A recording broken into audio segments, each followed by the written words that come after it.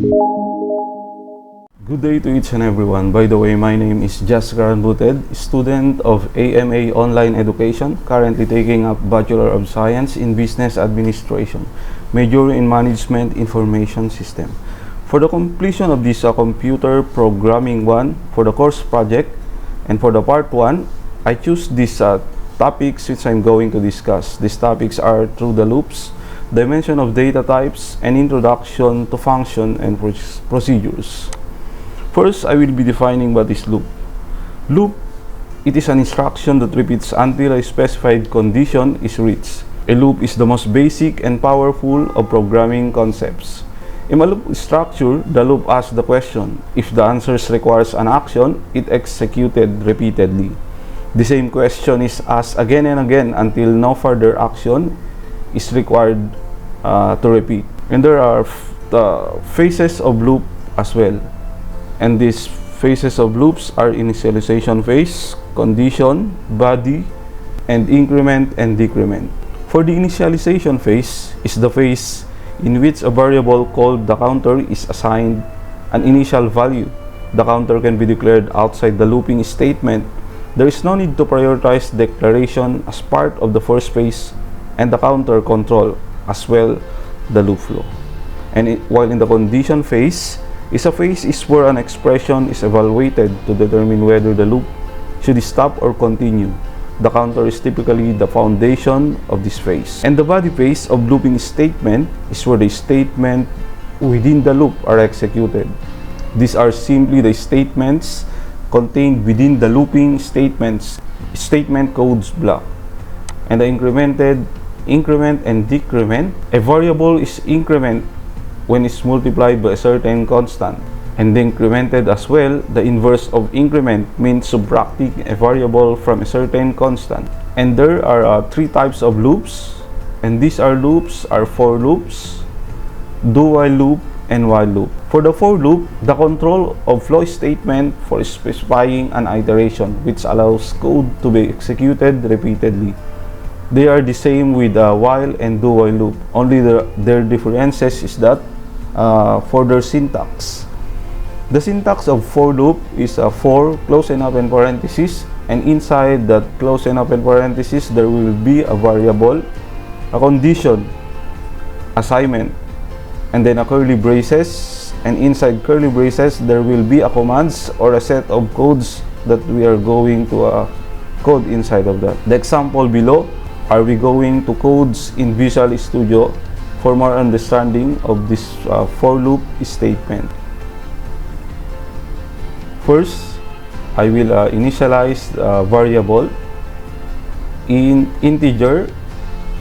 The variable is I is equal to 0. This is an integer. And then the condition, if I is less than or equal less than 10, and then the assignment of that will be incremented until it will not reach that 10, or the value of I become false. The for loop statement will stop. So we will try to run this program until the assignment didn't reach the I, which is the value is 10. It is continue repeating the condition, and we try to put the condition I is less than or equal to 10. Same true will happen. It will repeat the code until the value of I become false. The next loop is while loop. The condition is evaluated immediately before the body is executed. In while loop statement, the initialization phase does not occur within the looping statement or within the statement parenthesis. The increment and decrement occurs at the end of the codes. The syntax for while loop is while, the condition, close and open parenthesis, and then the curly braces, the commands. So we will put this code into Visual Studio. I will be initializing integer is equal to 0, and then while the condition will be If I is less than 5, the program will repeat until the value of I become false.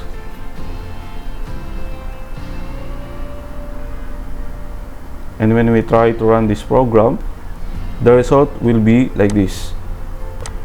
The condition will stop until the value of I is reached. The next loop statement is do while loop. It is closely similar to while loop statement. They only differ when the condition is evaluated and when the body is executed. The syntax for while loop is do, curly braces, and inside the curly braces there is a command, and after that while statement, close and open parentheses, and then the condition inside of that. This example below, and we will code again to Visual Studio. So in x is equal to 0, do. So we will compare the while and do while loop statement. So we will see there are differences.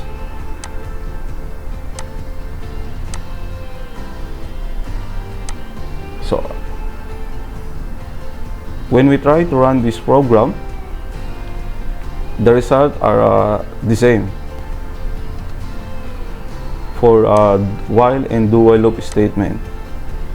But when we change the value of I into false for while, same true with do while loop statement, the result will be different. So we will make it false, the value of I into 6. So we will see if the result will show. Also in do while loop statement. So we will try to run the program. So our program read only the function on the second statement, which is the do while loop statement, while in the while loop statement it didn't run the program. Their differences is that in while loop statement he will do first the checking before it will show the result, while in do while loop statement it will display first the result before do the checking. And then for the dimension of data types, I will be defining first what is variable. Variables are used to store up some data for later use, and variables can be classified as integers, floating points, and characters. For integers are values that are numerical in nature. Some examples of these are counting numbers including zeros and 1. These are the whole numbers, positive or negative numbers. Integers can be declared in Visual Studio as int. There is no double quote or single quote for integer, and it is terminated by a semicolon. For floating points are values that are numerical in nature. They are also decimal numbers, and it will be declared in Visual Studio as float. Same true with integers. There is no double quote and single quote upon declaration of this. And for Boolean, values are classified to either a true or false. These are numerical in nature because C++ stores them as 0 or zeros and 1s. And they are declared in Visual Studio as bool, and it is answered by true or false. Like bool is male, the query should be true or false only.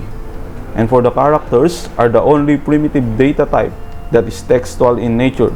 They are stored a single value only. Upon declaring this in Visual Studio, it represents only single data, and there is a single quote and terminated by a semicolon. And for the introduction to function and procedure, what is function means? Functions are a group of code that fulfills a certain task. Functions are distinct code that perform a single task. These independent code blocks can take input from other code blocks.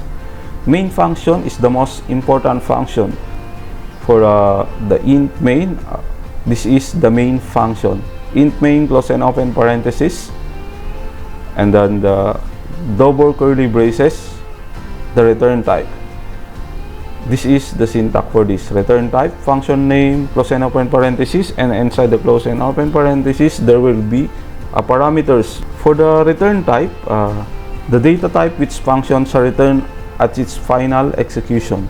And for the function name, this is the alias which will be used to as a reference to a function. It is similar to variable names. The only difference is the presence of the parentheses after the function name. And for the parameters, is the component of function which enumerates the input of the function. The parameters is placed inside the parentheses of the function right after the function name. And lastly, the body of the functions, and where we are coding our codes, is a group of statements with the code blocks of the function. Regardless of the design of the function, if the return type is not void, the last execution statement should be return the value. I will be going to code in Visual Studio a function with parameter and without parameter. So the first code that I will be going to code is a function with parameter. So I will be getting the cube. In able to get this, I need 3 input, 3 numbers in able to get that cube.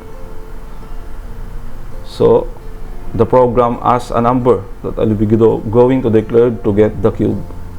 So when I try to run this program, it shows the results of the cube. The 3 number I declared in main function, 3 times 3 times the result of that will be 27. Next code is the function without parameter. So I will be using void say mahal kita, and I will be declaring parameter inside of that, and then cout, and I will be calling that say mahal kita inside the main function.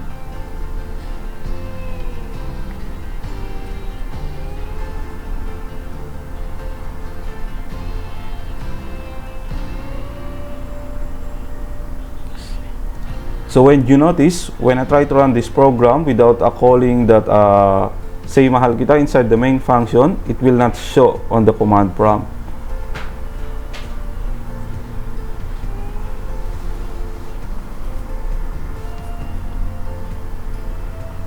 And when I try to run this program, upon declaring it to the main function, the mahal kita output will be shown here.